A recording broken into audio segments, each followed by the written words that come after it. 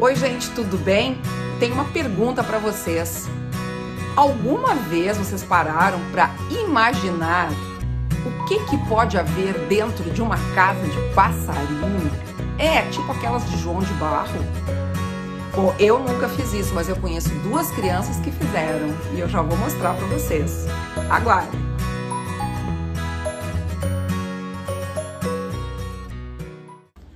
Fala pessoal, meu nome é Cláudia e este é o meu canal, o Casa de Leitura, um canal voltado para os livros, literatura e outros babados literários. E o babado literário de hoje, pessoal, é um livro que me parece um exemplo perfeito de como deve ser literatura infantil. Trata-se de um livro que foi escrito por Ana Rosa Costa e ilustrado por Odilon Moraes, que é este aqui, Casa de Passarinho. E eu vou explicar para vocês por que eu acho que esse livro é um exemplo perfeito de literatura produzida para crianças ao longo, da apresentação que farei aqui.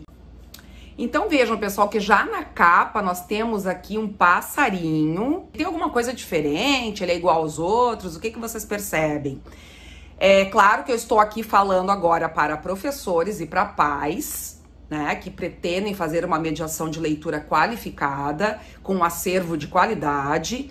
Então eu estou fazendo alguns movimentos e mostrando para vocês formas de explorar esse livro. Então eu sempre sugiro, já em outros vídeos eu falei aqui, que nós comecemos pela própria capa. Porque a capa já fornece elementos que nos instigam, que nos fazem pensar. Vocês não vão dizer diretamente isso para a criança, pois afinal ela que tem que chegar a essa conclusão. Mas aqui com vocês, eu vou conversando e apontando os elementos. Então vejam que ele está com uma roupa de um humano, É um terno, gravata. Olha, mas que passarinho é esse? Por que ele está vestido assim? Então são elementos que a gente já pode explorar. E a casa do passarinho, o que tem a ver com isso, Então vamos lá, vamos chegar lá. Então o livro começa com essa imagem aqui, Eu gostei muito dessa técnica que o Odilon usou. Eu não sei o nome da técnica, mas ela lembra muito um esboço, Quando a pessoa ainda não definiu bem as formas do desenho, com lápis, Mas a gente já tem uma ideia muito clara aqui, com esse traço dele, que nos coloca já em cena, Coloca para o leitor os dois personagens aqui já que aparecem, é um menino e uma menina, E o que eles estão fazendo, Essa é a primeira pergunta que a gente pode fazer para os nossos alunos, para os nossos filhos. Bom, eles estão olhando para o alto, a menina aponta para o que é, possivelmente uma casa de passarinho. A gente já sabe pelo título, enfim, que muito provavelmente é essa tal casa, E aí vamos ver o que acontece na sequência. Um deles diz, um dos meninos: acho que tem sala, quarto e cozinha. Eles estão, aí vem um zoom aqui na casinha, E a fala aqui embaixo remete a um dos dois, o menino ou a menina, que estão conversando, imaginando, tecendo hipóteses sobre o que haverá dentro dessa casinha, Então, acho que tem sala, quarto e cozinha. Aí o outro diz: tomam sopa de minhocas, Aí eles imaginam como estão os passarinhos lá dentro. Vejam que aqui dentro há uma repetição, daquela ideia do passarinho vestido com roupas humanas, E a gente vai chegando a uma conclusão daqui a pouco do porquê, Então eles imaginam o casal de passarinhos aqui dentro, vivendo uma situação cotidiana como provavelmente é na casa deles, Então, tomam sopa de minhocas.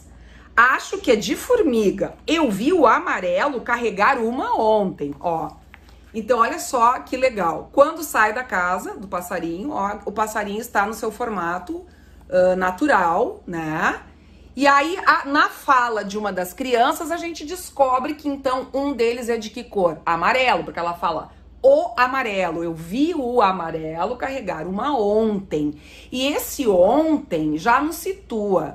Ou seja, há quanto tempo será que essas crianças vêm observando esse ninho e esses passarinhos? Então vejam, o texto não dá tudo pronto pro leitor, ele precisa pensar. E é claro que no movimento de mediação de leitura que nós vamos fazendo, nós vamos explorando esses elementos para que os alunos ou os nossos filhos respondam essas questões, Mas há quanto tempo será que essas crianças estão observando esses passarinhos? Como é que eu sei isso? E quem é o amarelo? Como assim o amarelo? Eram dois, então um é o amarelo, tá? O mais cinza reclama igual a mamãe quando o papai demora para fazer o que ela quer. Ah, então o outro passarinho é cinza, ó. E aí eles imaginam os dois, a mamãe, né, no caso, a passarinha, né, brigando com o passarinho, né? Aqui a gente vê pelo tipo de ilustração, ela parece que tá gritando, né, reclamando. Então vejam que dentro da casa eles assumem essa forma humana, né? Só a cabeça de passarinho. Ele buscou um galho de madeira e levou lá para dentro, ó. Então, quando sai do ninho, assume a forma de pássaro. Olha que legal isso aí, pessoal, de explorar. É claro que quando a gente faz a mediação, a gente não vai dizer isso para os alunos, né? A gente tem que provocar os alunos ou os nossos filhos, quando estivermos lendo, para que eles nos deem essas respostas, sabe? Mas que interessante, às vezes até eles mesmos vão perceber antes que a gente pergunte, né? Que engraçado, o passarinho é sempre igual, ele aparece sempre do mesmo jeito, né? Por que será que ele não aparece sempre do mesmo jeito, sabe? Para que a criança comece também a estabelecer hipóteses, assim como as personagens do livro, tá? Aí então ele está pegando um pedacinho de madeira e uma das crianças diz: ah, é um presente para ela, ó. Aí eles imaginam o passarinho chegando com um presente para passarinha. Já entrou e saiu mais de 1000 vezes, ó. E aqui a gente tem essa ilustração de página dupla, pessoal, que eu acho muito legal. Vocês vejam que antes era só um plano, tá? Em cada página, as separadas, embora com relação, né? Do ponto de vista da continuidade do texto. Mas aqui a gente tem uma ilustração de página dupla, ó, que mostra bem o movimento, as idas e vindas do passarinho, né? E eles dizendo, olha, já saiu e entrou mais de 1000 vezes. Que é coisa que o adulto costuma falar também, né? Depois da sopa, vão jogar dominó. Ó, então tudo as crianças, né, imaginando o que pode acontecer ali dentro. Gente, bem do ponto de vista da criança, né? A autora do livro conseguiu sair da sua posição de adulta, né, se deslocar e fazer com que, então, a narrativa siga o fluxo do pensamento infantil, tá? Aí o outro responde, não, vão ver televisão, senão a casa não ficava aí embaixo da antena. Ó, então a casinha dele está aqui, a antena da casa dele está ali. Então a relação de uma das crianças é não, eles não vão jogar dominó, eles vão ver televisão, porque senão a casinha não estaria abaixo da antena, né? Será que são namorados? Ó, aí eles imaginam os passarinhos namorando, tá? Dentro de casa, vendo TV. Aí o outro diz, não, acho que é casamento. Ó, casamento é diferente na cabeça dessas crianças, né? Aí sai dos passarinhos e volta para as crianças. Caiu um galho de novo. Olha só a expressão das crianças, pessoal. Elas estão há um tempão ali observando. Olha que legal, sabe, pessoal? Hoje em dia parece tão difícil isso, né? De nós observarmos as crianças nessa posição, em meio à natureza, observando, né, as relações dos seres vivos, né, enfim, os acontecimentos da natureza, as árvores, as folhas, os bichinhos, né.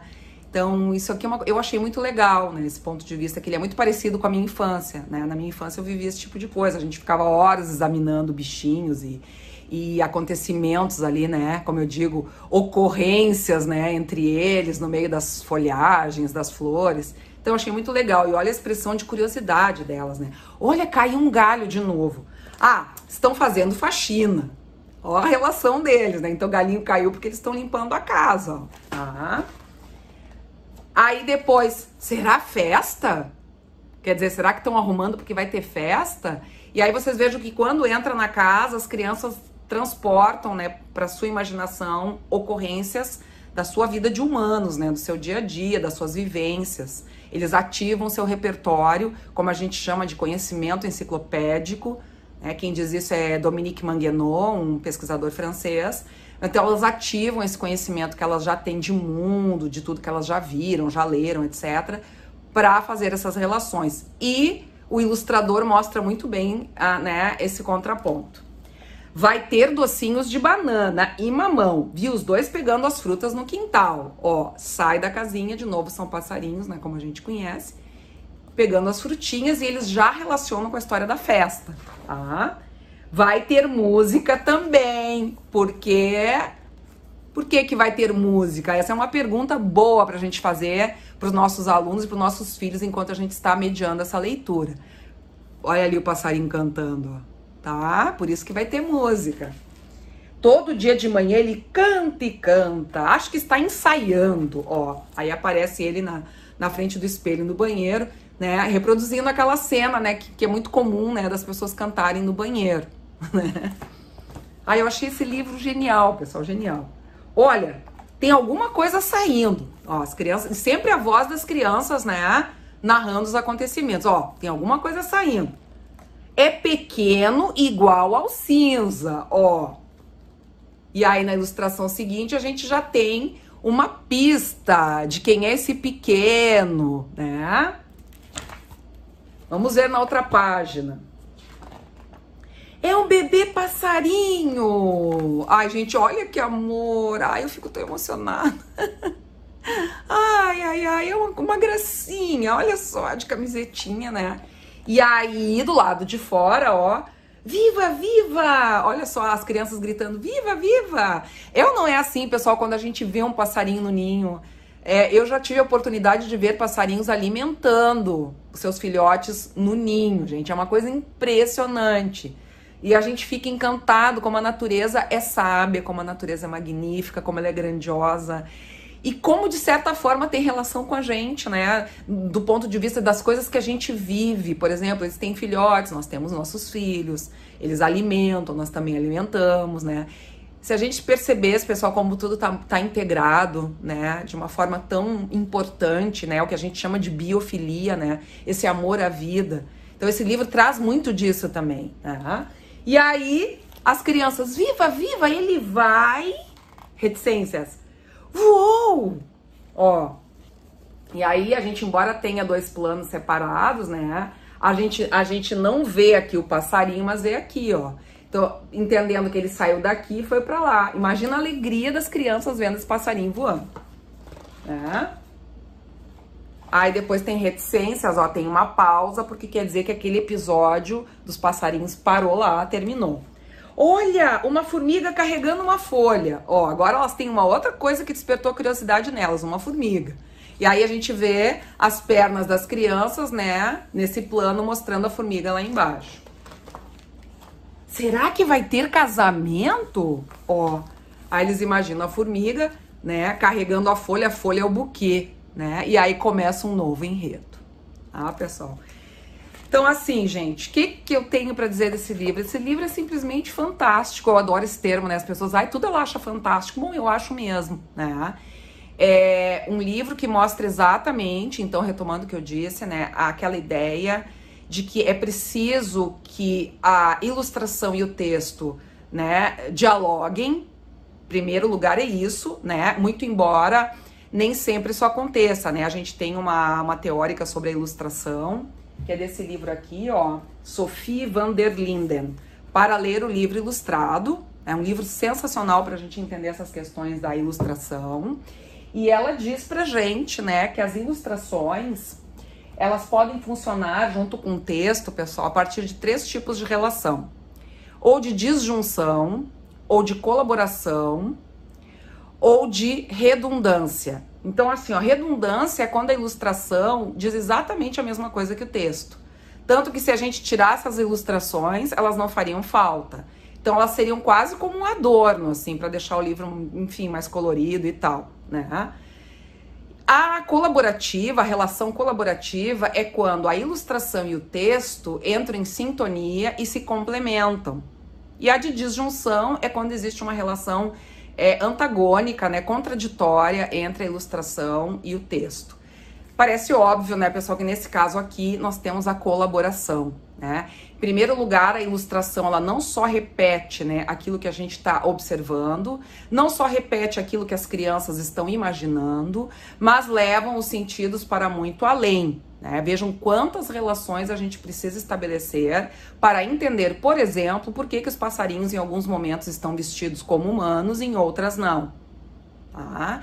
Então, é um livro que tem muitos respiros nesse sentido, porque permite que o leitor pense, ele precisa pensar muito mais para entender a proposta, né, de texto, a proposta de enredo. e completar os sentidos que são provocados, né, aqui pela história, enfim, pela narrativa. Então essa é a minha dica de hoje. Hoje foi um pouquinho assim didático, né? Porque realmente estou falando bem para vocês, pais, professores, no sentido de dar uma luz, né? Um exemplo de como nós podemos então fazer uma mediação de leitura, explorando um acervo, um tipo de livro de literatura infantil que eu digo que é de muita qualidade, porque tem todos esses elementos que eu apresentei aqui. Eu espero que vocês tenham gostado, pessoal. Até o nosso próximo Casa de Leitura. Se curtiram, pessoal, deixem o like de vocês, né? E se inscrevam no meu canal. E até o nosso próximo programa. Beijo grande. Basta abrir um livro e se entregar à imaginação.